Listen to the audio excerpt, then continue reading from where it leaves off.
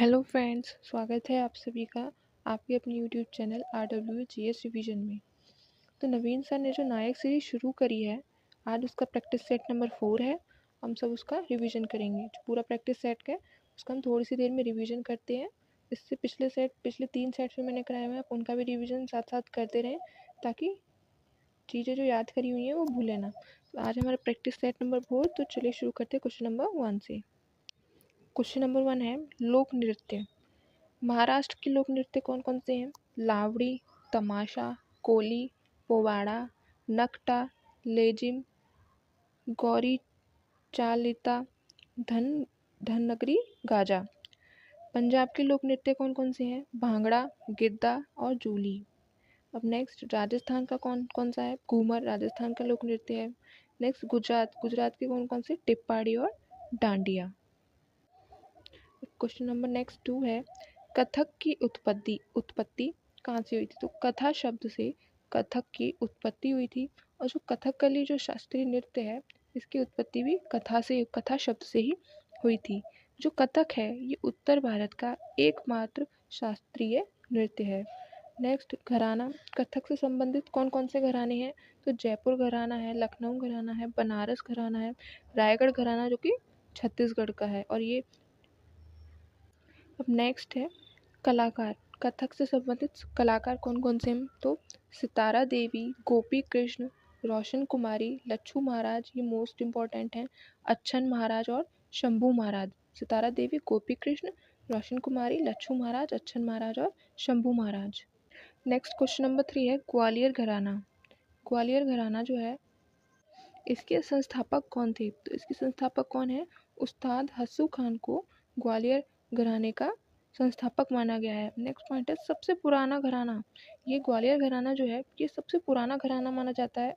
इससे संबंधित तानसेन, नथु खां और हद्दू खां ये ग्वालियर घराने से ही संबंधित है।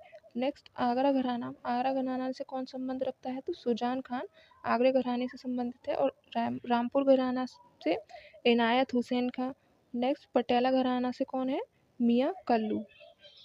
नेक्स्ट क्वेश्चन नंबर 4 है सरोद वादक। सरोद वादक कौन कौन से हैं? तो अमजद अली खान और इनके पुत्र अयान अली खान और अमान अली खान, ये तीनों सरोद वादक हैं। इनको 2014 में नोबेल प्राइज़ भी मिला हुआ है। और अली वर्दी खान, अलाउद्दीन खां और दौलत खां ये भी सरोद वादक ही हैं। नेक्स्ट अब सुरबहार से संबंधित कौन कौन है? तो इमरत खान का संबंध सुरबहार से है। अन्नपूर्णा देवी का संबंध भी सुरबहार से है। नेक्स्ट है संतूर का संबंध किस किस से है? सतीश व्यास, अभय सोपोरी, रुस्तम सोपोरी। ये रुस्तम सोपोरी जो है ये सूफियाना घराना से संबंध रखते हैं। अब नेक्स्ट है क्वेश्चन नंबर 5 उत्सव। मिजोरम के उत्सव कौन कौन से हैं? पावल या पालकूट ये भगवान को आभार व्यक्त करते हैं। जो पावल और पालकूट है ये भगवान को आभार व्यक्त करने के लिए मनाया जाता है। नेक्स्ट चापचाय कूट, मीम कूट, थाल फपांग कूट और खुआदो कूट। ये जो कितने कूट, ये जो रूट वर्ड है कूट, ये मिजोरम से संबंधित उत्सवों का है। नेक्स्ट केरल का उत्सव कौन सा है? ओणम केरल में मनाया जाता है। गुजरात में कौन सा? उत्तरायण। हिमाचल प्रदेश में लावी। और एक है स्ट्रॉबेरी फेस्टिवल, ये एक फसल उत्सव है। तो केरल में कौन सा? ओणम। गुजरात में कौन सा? उत्तरायण। और हिमाचल में कौन सा? लावी। अब नेक्स्ट क्वेश्चन नंबर 6 है पहले ओलंपिक खेल। पहले जो ओलंपिक खेल है जो आधुनिक है वो कब खेले गए थे? तो 1896 एथेंस में इनका आयोजन किया गया था। ये 6 अप्रैल से 15 अप्रैल तक चले थे। 6 अप्रैल को क्योंकि पहले ओलंपिक स्टार्ट हुए थे आधुनिक, इसलिए इसको इंटरनेशनल स्पोर्ट्स डे के रूप में मनाया जाता है। नेक्स्ट है नेशनल स्पोर्ट्स डे कब मनाया जाता है? तो 29 अगस्त को मेजर ध्यानचंद के जन्म के उपलक्ष्य में, जिनका जन्म प्रयागराज में हुआ था, तो 29 अगस्त को नेशनल स्पोर्ट्स डे मनाया जाता है। जो सेकेंड ओलंपिक्स हैं ये कब आयोजित किए गए थे? तो 1900 ईस्वी में फ्रांस में। जो थर्ड थे वो कहाँ पर हुए थे? सेंट लुइस यूएसए में हुए थे। नेक्स्ट पॉइंट है ओलंपिक का जनक कौन है? तो पियरे डी कोबार्टिन जो कि फ्रांस के निवासी हैं, इनको ओलंपिक का जनक माना जाता है। नेक्स्ट ओलंपिक समिति कब बनी थी? 23 जून 1894 को बनी थी। और इसलिए 1948 से 23 जून को इंटरनेशनल ओलंपिक डे मनाया जाता है। अब नेक्स्ट है 2021 टोक्यो ओलंपिक। जो 2021 में टोक्यो ओलंपिक होते हैं इसमें हुए थे, सॉरी, भारत की कौन सी रैंक थी, तो 48th रैंक थी, जिसमें भारत ने 1 गोल्ड 2 सिल्वर और 4 ब्रोंज जीते थे। 1 गोल्ड किसने जीता था, नीरज चोपड़ा ने जीता था। अब नेक्स्ट क्वेश्चन नंबर 7 है, जो मेंस कबड्डी होती है, मेंस कबड्डी की लंबाई, मेंस कबड्डी का जो कोर्ट होता है उसकी लंबाई और चौड़ाई कितनी होती है, तो लंबाई होती है 13 मीटर और चौड़ाई कितनी होती है 10 मीटर। और जो फीमेल कबड्डी होती है उसकी लंबाई 12 मीटर होती है कोर्ट की और चौड़ाई होती है 8 मीटर। नेक्स्ट पॉइंट, मैच की अवधि। मैच की अवधि जो मेल्स होते हैं उनकी मैच की कुल अवधि होती है 40 मिनट। पहला हाफ 20 मिनट का होता है, फिर 5 मिनट ब्रेक और फिर सेकेंड हाफ भी 20 मिनट का होता है। इसी प्रकार से फीमेल का जो कुल टाइम है वो 30 मिनट होता है। 15 मिनट फर्स्ट हाफ में, फिर 5 मिनट का ब्रेक और यहाँ पे भी 15, फिर सेकेंड में भी 15 मिनट का सेकेंड हाफ होता है। जो प्रो कबड्डी लीग होती है, प्रो कबड्डी लीग ये कब से स्टार्ट हुई है, तो 2014 से स्टार्टिंग की गई है प्रो कबड्डी लीग की। नेक्स्ट क्वेश्चन नंबर 8 है, द ग्रेट इंडियन नोबल। ये किसने लिखी है ये पुस्तक, द ग्रेट इंडियन नोबल, तो शशि थरूर द्वारा लिखी गई पुस्तक है। शशि थरूर की कुछ अन्य रचनाएं कौन कौन सी हैं महत्वपूर्ण, pax Indica, why I am Hindu, show business, an era of darkness, Ambedkar a light, riot a love story, bookless in Baghdad. ये सभी शशि थरूर की रचनाएं हैं। Pax Indica, why I am Hindu, show business, an era of darkness, Ambedkar a light, riot a love story, bookless in Baghdad. Next Khushwant Singh की पुस्तकें कौन कौन सी हैं, द सनसेट क्लब और train to Pakistan. Train to Pakistan और द सनसेट क्लब किसकी है, खुशवंत सिंह की। नेक्स्ट सरोजनी नायडू की कौन सी बुक है, द ब्रोकन विंग्स, ये भी मोस्ट इंपॉर्टेंट है, द ब्रोकन विंग्स। और नेक्स्ट कुलदीप नैयर की कौन सी पुस्तक है, इंडिया आफ्टर नेहरू। नेक्स्ट यहाँ से स्टार्ट होती है पॉलिटी के क्वेश्चन स्टार्ट होते हैं यहाँ से। तो क्वेश्चन नंबर 9 है, भारतीय संविधान का जो भाग 1 है इसमें क्या बताया है, तो इसमें यूनियन एंड स्टेट, उसके स्टेट्स के बारे में बताया गया है आर्टिकल 1 से लेकर 4 तक। भाग 1 में क्या बताया गया है, union and it's states. Next part 2 जो भाग 2 है उसमें क्या बताया गया है, नागरिकता बताई गई है आर्टिकल 5 से लेकर 11 तक।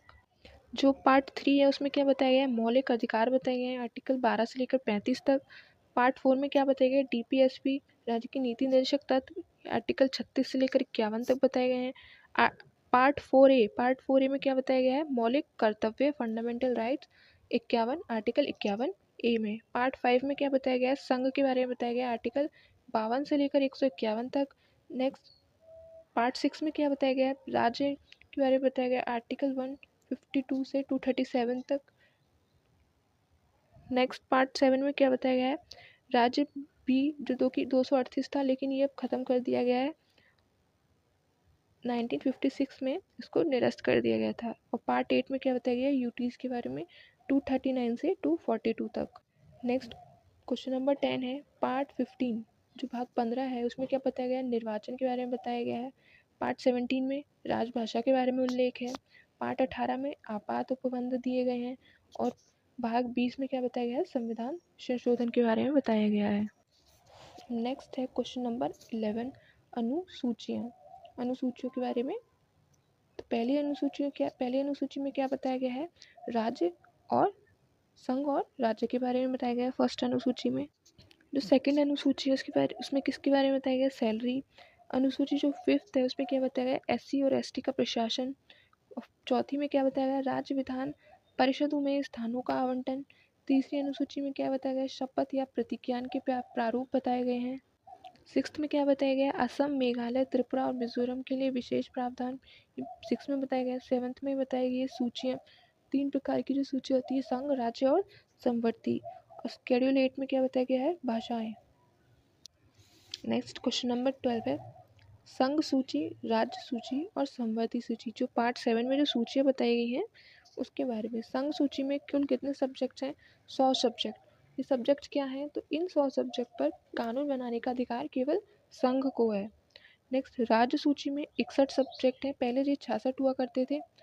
तो इन 61 विषय हैं, इन पर कानून बनाने का अधिकार सिर्फ राज्य सरकार का है। और समवर्ती सूची में 52 विषय हैं, जो पहले 47 थे। तो ये राज्य सूची के राज्य सूची के जो 5 हैं ये संवर्ती सूची में ऐड कर दिए गए हैं।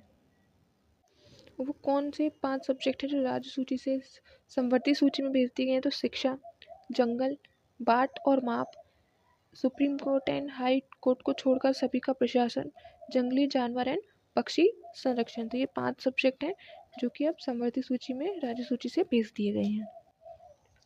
नेक्स्ट क्वेश्चन नंबर 13 है स्केड अनुसूची 11 में क्या बताया गया है? तो अनुसूची 11 में पंचायत के बारे में बताया गया है कुल 29 सब्जेक्ट, और अनुसूची 12 में नगर पालिकाओं के 18 विषयों के बारे में बताया गया है। पंचायत की 29 विषय, नगर पालिका के 18 विषय। नेक्स्ट यहाँ से स्टार्ट होती है हिस्ट्री। क्वेश्चन नंबर 14 है हड़प्पा संस्कृति में कच्छ प्रदेश में स्थित स्थल कौन कौन से थे? तो देसलपुर और धौलावीरा ये कच्छ प्रदेश में स्थित हड़प्पा कालीन स्थल है। लोथल, जो लोथल है ये भी कहाँ पड़ता है? गुजरात में ही पड़ता है। ये खंबावत क्षेत्र में पड़ता है, और देसलपुर और धौलावीरा ये कच्छ क्षेत्र में पड़ते हैं। नेक्स्ट क्वेश्चन नंबर 15 है ऋग्वेद में उल्लिखित दसराज युद्ध ये कहाँ पर हुआ था? तो ये परुष्णी नदी के किनारे, जो रावी नदी को कहा जाता था, परुष्णी नदी के किनारे हुआ था दसराज का युद्ध। इसका उल्लेख ऋग्वेद में मिलता है। उसमें ऋग्वेद के 7वें मंडल में। अब ऋग्वेद में टोटल 10 मंडल दिए हुए हैं, 64 अध्याय हैं, 1028 सूक्त, 8 अष्टक और 10,562 मंत्रों के बारे में बताया गया है। नेक्स्ट क्वेश्चन नंबर 16 है ऋग्वेद में कितने कुल थे? तो सबसे छोटे स्तर पर होता था ग्राम, उससे बड़ा विश्व, उससे बड़ा होता था जनपद, और राष्ट्र होता था सबसे बड़ा। तो ये 4 कुलों में विभाजित था, ग्राम, विश्व, जन और राष्ट्र। नेक्स्ट क्वेश्चन नंबर 17 है ऋग्वेद में श्रोत एवं प्रार्थनाएं, ऋग्वेद में श्रोत एवं प्रार्थनाएं हैं। यजुर्वेद में क्या है? तो श्रोत एवं कर्मकांड है। सामवेद में क्या है? संगीत में श्रोत दिए हुए हैं। अथर्ववेद तंत्र मंत्र एवं वशीकरण से संबंधित है। वेद कितने हैं? वेद हमारे 4 हैं। कौन कौन से? ऋग्वेद, यजुर्वेद, सामवेद और अथर्ववेद। इनके वेदांग कितने हैं? 6 वेदांग होते हैं। कौन कौन से? शिक्षा, कल्प, ज्योतिष, व्याकरण, निरुक्त और छंद। शिक्षा, कल्प, ज्योतिष, व्याकरण, निरुक्त और छंद। उपनिषद कितने हैं हमारे? 108। और पुराण कितने हैं? टोटल 18 पुराण हैं। उपनिषद 108 और पुराण 18। अब नेक्स्ट है क्वेश्चन नंबर 18 नदियों के प्राचीन नाम। प्राचीन काल में नदियों को किस नाम से बुलाया जाता था?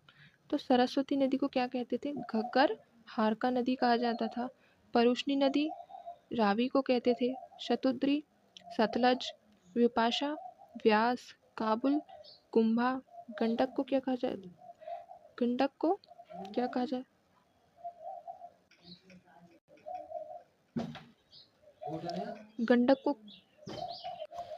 गंडक को क्या कहा जाता था? सदानीरा। झेलम को क्या कहते थे? वितास्ता कहते थे। गोमती का क्या नाम था? गोमल। चेनाब को अस्किनी कहा जाता था। गंडक को सदानीरा, झेलम को वितास्ता, गोमती को गोमल और चेनाब को अस्किनी नदी कहा जाता था। नेक्स्ट यहाँ से स्टार्ट है ज्योग्राफी के क्वेश्चन। क्वेश्चन नंबर 19 है टोडा बेटा चोटी कहाँ पर है? टोडा बेटा चोटी कहाँ पर है? तो ये नीलगिरी पहाड़ी की सबसे ऊंची चोटी है। इसकी कितनी है? 2637 मीटर की ऊंचाई है। नेक्स्ट अन्नामलाई पहाड़ियों की सबसे ऊंची चोटी कौन सी है? अनाईमुडी। अनाईमुडी की लंबाई कितनी है? 2695 मीटर। ये पश्चिमी घाट की भी सबसे ऊंची चोटी है। डोडा बेटा नीलगिरी पहाड़ी की सबसे ऊंची चोटी है, और अनाईमुडी अन्नामलाई पहाड़ियों की सबसे ऊंची चोटी है। नेक्स्ट क्वेश्चन है पूर्वी घाट की सबसे ऊंची चोटी कौन सी है? तो जिंदागदा 1690 मीटर, जो कि आंध्र प्रदेश में पड़ती है। और नेक्स्ट है महेंद्रगिरी। इसकी लंबाई कितनी है? 1501। ये कहाँ पर है? उड़ीसा में। ये पूर्वी घाट की पहले नंबर पर जिंदागदा और दूसरे नंबर पर है महेंद्रगिरी। नेक्स्ट पॉइंट पश्चिमी घाट की सेकंड हाईएस्ट, सबसे ऊंची चोटी सेकंड नंबर पर जो आती है वो है मिसा पुलिमला। इसकी लंबाई कितनी है? लंबाई कह रही हूँ 2646, और ये कहाँ पर पड़ती है? केरल में पड़ती है। नेक्स्ट है क्वेश्चन नंबर 20 डोडा बेटा चोटी ये कहाँ पर है? तमिलनाडु में है। गुरु शिखर चोटी कहाँ पे है? राजस्थान की है। सारामती चोटी नागालैंड में है। धूपगढ़ कहाँ पर है? मध्य प्रदेश में। बटेश्वर हिल्स कहाँ पर है? बिहार में। बेल्लारी पहाड़ियाँ कहाँ पर है? कर्नाटक में। चिन कहाँ पर है? मणिपुर में। गढ़जात ये कहाँ पर है? तो गुजरात में। और शेवरॉय पहाड़ियाँ कहाँ पर है? तमिलनाडु में। बेल्लारी कर्नाटक में। चिन मणिपुर में। गढ़जात गुजरात में और शेवरॉय तमिलनाडु में है। नेक्स्ट क्वेश्चन नंबर 21 है, इलायची की पहाड़ियाँ कहाँ पर हैं? तो ये येलामाला हिल्स में, वेस्टर्न घाट केरल में है। इलायची की पहाड़ियाँ, इनको कार्डेमम की पहाड़ियाँ भी कहा जाता है ना। ये येलामाला हिल्स भी कहते हैं, वेस्टर्न घाट। नेक्स्ट क्वेश्चन नंबर 22 है, गारो पहाड़ियाँ ये कहाँ पर है? मेघालय में पड़ती हैं। मिरी पहाड़ियाँ कहाँ पर हैं? अरुणाचल प्रदेश में। कोल्लीमलाई पहाड़ियाँ कहाँ पर हैं? तमिलनाडु में। और टामला पहाड़ियाँ कहाँ पर पड़ती हैं? झारखंड में पड़ती हैं। नेक्स्ट क्वेश्चन नंबर 30 है, पटकाई की पहाड़ियाँ ये कहाँ पर है? म्यांमार में है। गारो, खासी और जयंतिया ये तीनों पहाड़ियाँ कहाँ पर पड़ती है? मेघालय में पड़ती हैं। मौसिनराम, मौसिनराम में सबसे ज़्यादा वर्षा होती है। कितनी? 11,872 सेंटीमीटर वर्षा होती है। और ये कहाँ पर है? मेघालय में है। अब नेक्स्ट यहाँ से स्टार्ट होते हैं इकोनॉमिक्स के क्वेश्चन। भारत में वर्तमान राष्ट्रीय आय की गणना का आधार वर्ष कौन सा है? तो 2011-12 को वर्तमान राष्ट्रीय आय की गणना का आधार वर्ष माना जाता है। ये केवल चालू कीमत पर आधारित है। इसका अनाउंसमेंट कब हुआ था? 2015 में इसको अनाउंस किया गया था कि अब आधार वर्ष 2011 और 12 होगा। इससे पहले कौन सा हुआ करता था? 2004-5, इसको चेंज करके 2011 और 12 कर दिया गया था। नेक्स्ट है, poverty and un British rule in India. जो पुस्तक है ये किसके द्वारा लिखी गई थी? दादा भाई नेहरूजी द्वारा। और दादा भाई नेहरूजी ने ही सबसे पहले राष्ट्रीय आय की गणना की थी। कब की थी? 1867 और 68 में दादा भाई नेहरूजी ने राष्ट्रीय आय की गणना की थी। नेक्स्ट क्वेश्चन नंबर 25 है, भारत की राष्ट्रीय आय में सर्वाधिक योगदान किसका है? तो सर्विस सेक्टर का, सेवा क्षेत्र का। प्राइमरी सेक्टर में कौन कौन से आते हैं? कृषि आता है, वानिकी आता है, पशुपालन आता है, मछली पालन। जो भी प्रकृति से संबंधित कार्य हैं वो सभी प्राइमरी सेक्टर में आते हैं। सेकेंडरी सेक्टर, द्वितीयक क्षेत्र में प्रोडक्शन आता है, जैसे कार का प्रोडक्शन हो गया, फूड का प्रोडक्शन हो गया, हाउस का हो गया, क्लोथ, ये सभी सेकेंडरी में। और तृतीय क्षेत्र में, जिसको सर्विस सेक्टर भी कहा जा सकता है, उसमें हॉस्पिटल, इंश्योरेंस, फाइनेंस, टीचर, ये सब सर्विस सेक्टर में आते हैं। नेक्स्ट क्वेश्चन नंबर 26 है, जब आर्थिक विकास होता है तो राष्ट्रीय आय में तृतीय क्षेत्र का योगदान क्या होता है? बढ़ता है।